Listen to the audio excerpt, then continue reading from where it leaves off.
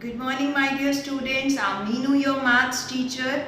Hope you all are fine and doing your homework properly. In the last lecture, we have discussed exercise 6.3, two questions, question number 5 and 6. So today we will discuss another questions, question number 7, 8, 9 and 10. So let us see question number 7.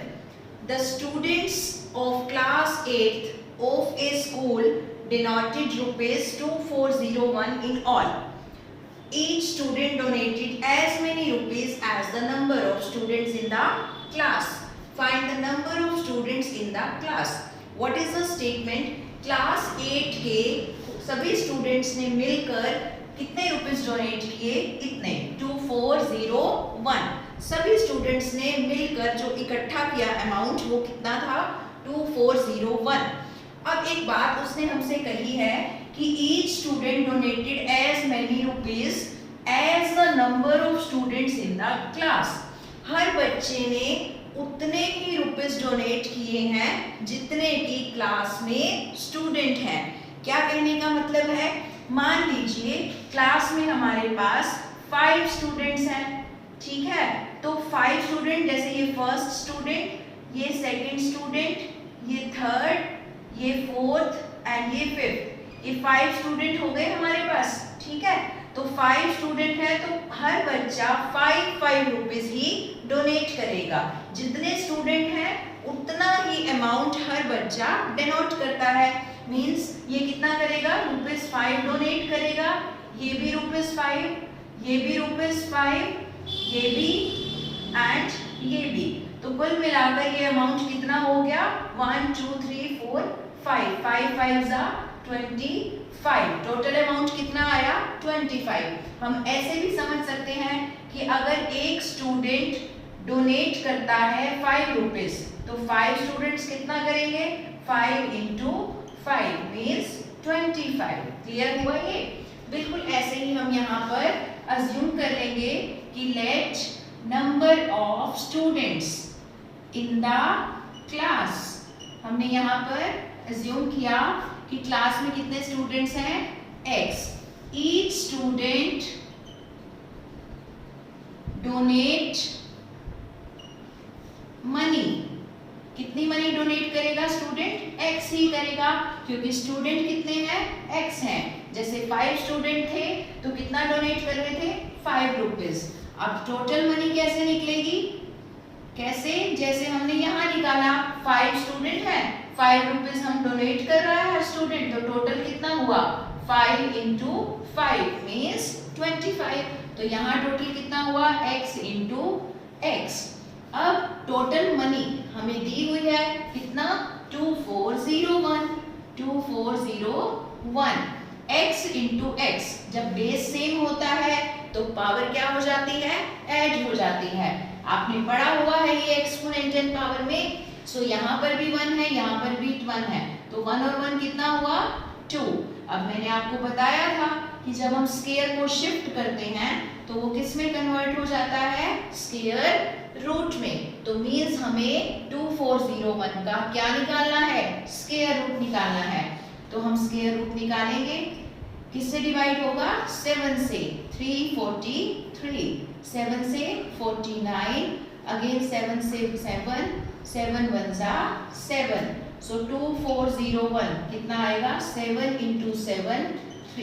Again 7 into 7. अब square root निकालने के लिए क्या करते हैं? हम pair बनाते हैं. तो ये हमने पेयर बना दिए. तो 2401 का स्क्वायर रूट कितना आएगा? पेयर हमें कितनी डिजिट देता है? 1 डिजिट देता है. सो 7 और यहाँ पर भी 7. What is the answer? 49. इसका मतलब क्लास में स्टूडेंट कितने हैं? 49 हैं. और हर स्टूडेंट कितनी मनी डोनेट कर रहा है? 49. So this is question number 7. Question number 8 exactly same है.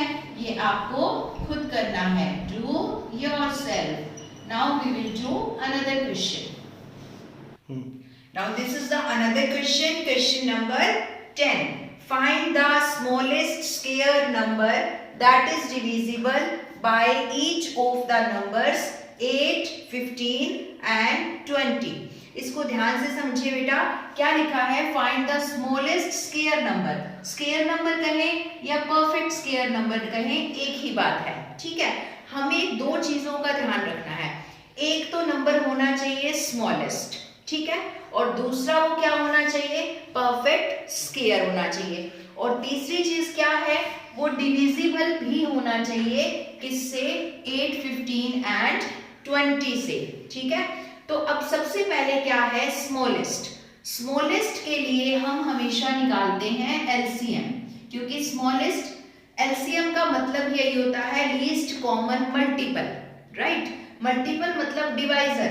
तो जब हम एलसीएम निकालेंगे तो दो रिक्वायरमेंट पूरी होती हैं, एक तो स्मॉलेस्ट की और एक जो है डिविजिबल की। मल्टीपल क्या होता है? डिविजिबल। जैसे मैं ये कहूं कि 4 जो है वो 2 का मल्टीपल है, इसका मतलब क्या है कि 4 जो है वो किससे डिवाइड हो जाता है?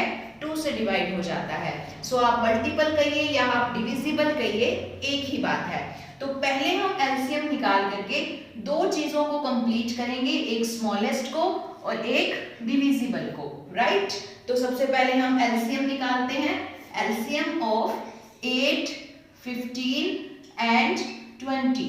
सो 8, 15 एंड 20 सबसे पहले किससे डिवाइड करेंगे? 2 से। सो 2 4s are 8 and 2 1s are 1 and 0 as it is, right. Again 2 से, 2 2s are 4 and 2 5s are 10। अभी फिर से 2 से हो जाएगा, 2 1s are 2, ये नहीं होगा, ये भी नहीं। फिर किससे करेंगे? 3 से। सो 3 5s are 15, 5 as it is। The next हमें क्लियरली विजिबल है, 5 से करेंगे, 5 1s are 5, 5 1s are 5, right. तो एलसीएम देखते हैं क्या आया।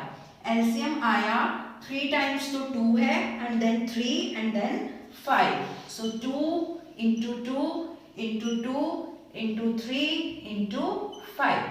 तो इसको मल्टीप्लाई करते हैं।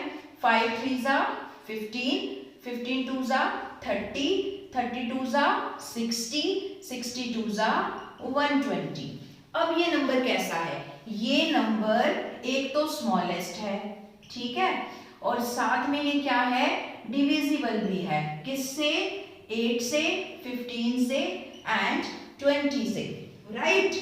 क्लियर है ये? लेकिन अभी तीसरी रिक्वायरमेंट तो रह गई, वो क्या थी?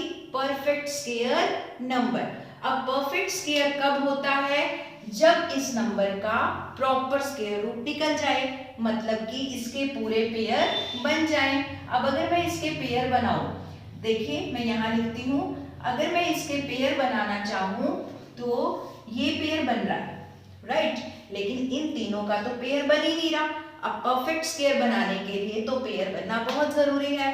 तो 2 के लिए हमें एक 2 की रिक्वायरमेंट और है, 3 के लिए हमें एक 3 और चाहिए, 5 के लिए हमें एक 5 और चाहिए। मीन्स मुझे ये 3 नंबर एक्स्ट्रा चाहिए परफेक्ट स्क्वायर बनाने के लिए। तो ये 3 नंबर हम लेते हैं, तो क्या बनेगा? 5 3s are 15, 15 2s are 30। Means ये जो हमारा स्मॉलेस्ट नंबर था और डिविजिबल था, अगर मैं इसको 30 से मल्टीप्लाई कर दूं तो जो ये नंबर मेरे पास आएगा 3600, ये मेरी क्वेश्चन की तीनों रिक्वायरमेंट को फुलफिल करता है। ये स्मॉलेस्ट भी है, ये परफेक्ट स्क्वायर नंबर भी हो गया और ये डिविजिबल भी हो गया, ठीक है। तो आपको नोटबुक में कैसे करना है? नोटबुक में बस आपको इसका एलसीएम निकालना है। एलसीएम निकाल के ये नंबर निकालना है, एलसीएम इज 120, और उसके बाद आपको बस ये देखना है कि 120 को हम किससे मल्टीप्लाई करें कि वो एक परफेक्ट स्क्वायर नंबर बन जाए। तो आपको पता लग जाएगा, जब आप पेयरिंग करेंगे तो ये रह जाएगा 5 3s are 15, 2s are 30। तो मीन्स वो नंबर क्या हो जाएगा? 3600। Just you have to explain that 2, 3 and 5 do not have pairs. So for making 120 is a perfect square, we have to multiply it by 30. So this number is the smallest perfect square number divisible by 8, 15 and 20. I hope it is clear to you.